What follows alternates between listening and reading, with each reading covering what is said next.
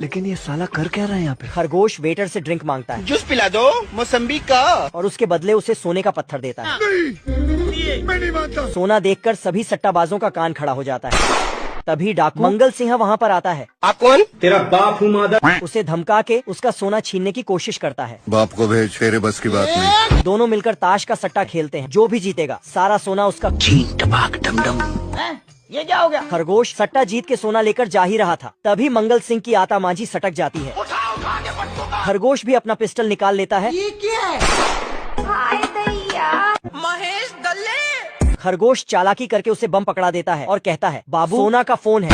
देखा आपने लापरवाही का नतीजा। वह भाग रहा था कि मंगल सिंह पकड़ लेता है।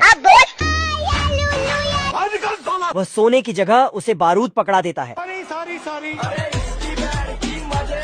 खरगोश एक चिंगारी जलाता है और मंगल सिंह का अमंगल हो जाता है। अंडा फूटते ही उसमें से मुर्गी का एक बच्चा निकला। उस बच्चे को लगा कि पिंकुआ मेरा नाजायज बाप है। क्या हुई? पिंकुआ के साथ असंभोग हो चुका था। मुर्गी का बच्चा झट से आकर पिंकुआ से लिपट गया। ये कैसे हो गया? मुर्गी के बच्चे को देख गांजा प्रसाद के मुंह से लार टपकने लगा। अब देख तू। मौके का फायदा उठा मुर्गी की बच्ची वहाँ से भाग निकली। ये क्या हो गया?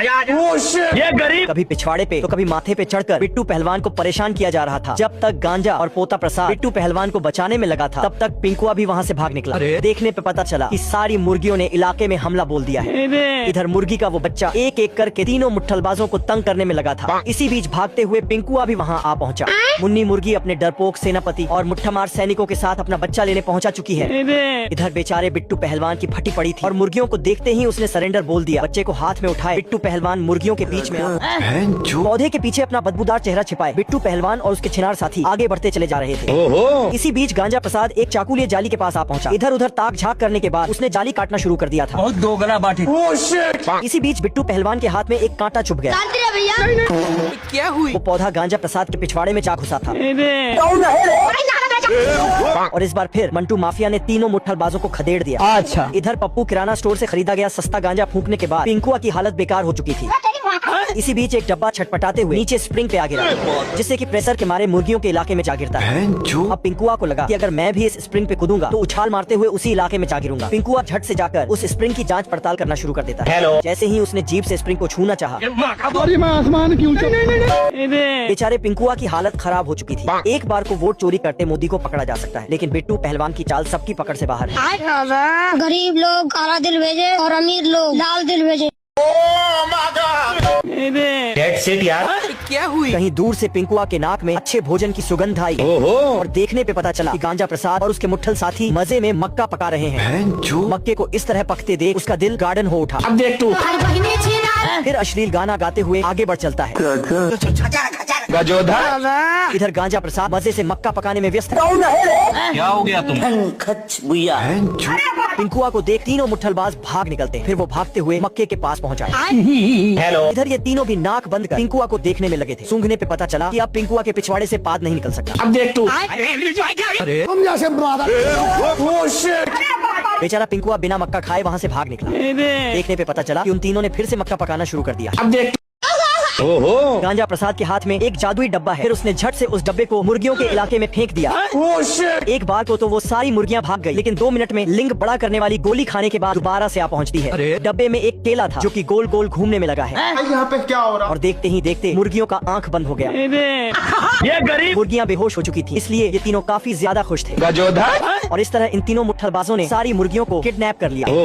तो बहुत मजा आएगा। फिर अपने ऑडी कार में पैक कर वहाँ से भाग निकलते हैं। अच्छा। भागते हुए ये लोग हावड़ा ब्रिज पार ही कर रहे थे, तभी ऊपर से राहुल गांधी की तरह तेज दिमाग दौड़ाने वाले पिंकुआ ने देख लिया। क्या हुई? पिंकुआ ने गांजा प्रसाद के आंख में जापानी तेल घिस दिया था, इसलिए उसकी आंखें बंद हो चुकी थी। अब देख तू। और मौके का फायदा उठा पिंकुआ जादुई डब्बा ले भागने के फिराक में लग गया।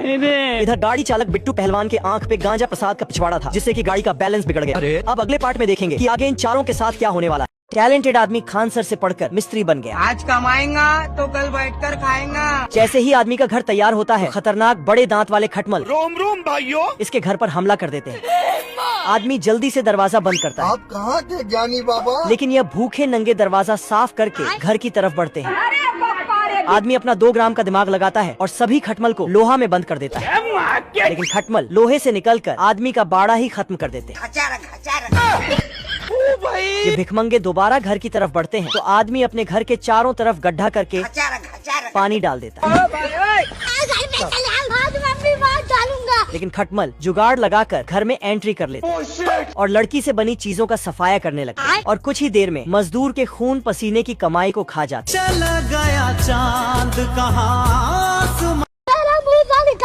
मुट्ठल पिंकुआ आज बहुत ही डरा हुआ है। अबे साले, क्योंकि पुनीत मगरमच्छ ने पिंकुआ को मुठियाते हुए पकड़ लिया है। इतने में ही वहाँ पेल्विश भाई आया। ये क्या हो गया? एलविश भाई के आगे कोई मत। और पुनीत मगरमच्छ को वहाँ से दबोच ले गया।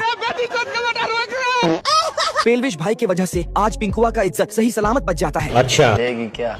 तभी पिंकुआ को एक छिनार मधुमक्खी दिख गया।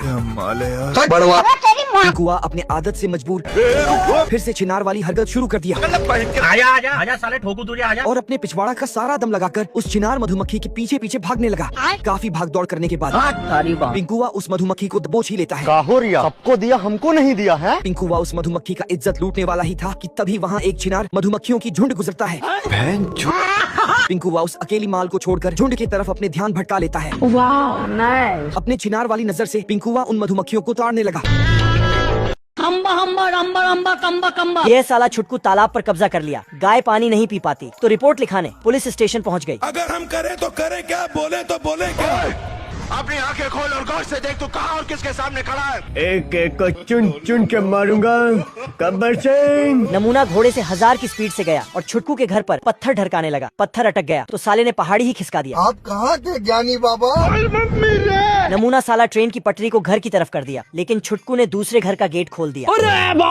नमूना गुस्से में आकर घर पर फायर करने लगा। गलती से साले की गन पर गोली लग गई और इसकी गान शहीद हो गई। याद तेरी आएगी, मुझको बड़ा सताएगी। अबे साला नमूना छोटू और उसकी महबूबा को किडनैप कर लिया। रुक, तेरे को बताते तेरी माँ की। साला बहुत हंस रहा था, लेकिन छुटकू का बेटा बॉक्सिंग चैंपियन था। बाप को भेज। छोड़ो मुझे जाने दो मेरे संवरिया। बिना संभोग का पैदा हुआ पिंकुआ ने आज पागल कुत्ते का मूत पी लिया था। क्या हुई? वो भागते हुए एक टेबल के पास पहुंचा, जिसके ऊपर एक टेलीफोन जो बेसुरे आवाज में वाइब्रेट हो रही थी। पिंकुआ झट से पिछवाड़ा खिसकाते हुए टेबल के ऊपर तक आ पहुंचा। बिहार के सरकारी स्कूल के झोला छाप मास्टर से पढ़ाई करके पिंकुआ को आखिर कितना ही ज्ञान मिल सकता है। उसने उस टेलीफोन को बर्गर समझ लिया था। बहुत दोगला बाटी थी।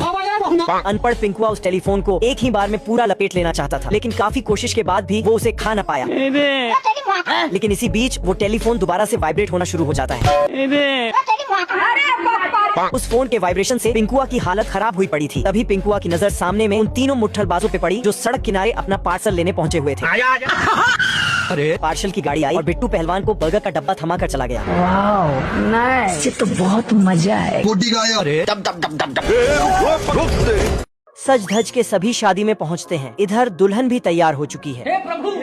शादी में पहुंचते ही गैंडा अपने काम पर लग जाता है। इधर दुल्हन के फूफा जी डीजे चालू करने को कहते हैं। बंदर और मुर्गा डीजे चालू करते हैं, तारों का चमकता गहना हो, जिस पर दूल्हा दुल्हन डांस भी करते हैं। फूलों की महकती वादी हो। अब अंगूठी पहनने की रस्म होने वाली है तो खरगोश भाई साहब शर्मा रहे हैं और खरगोश दुल्हन को गाजर वाली अंगूठी गिफ्ट करता है। अच्छा दोनों की शादी हो जाती है। दुल्हन की माँ का रो रो कर बहुत बुरा हाल है। मुबारक हो तुमको ये शादी तुम्हारी। दुल्हन की सहेलियाँ भी अपने नए जीजू के बारे में बातें कर रही हैं। लेकिन दूल्हे के फूफा जी नाराज है, इसलिए मुंह फुलाकर घूम रहे हैं। अरे साला। खरगोश की शादी में सभी को जलूल जलूल आना है।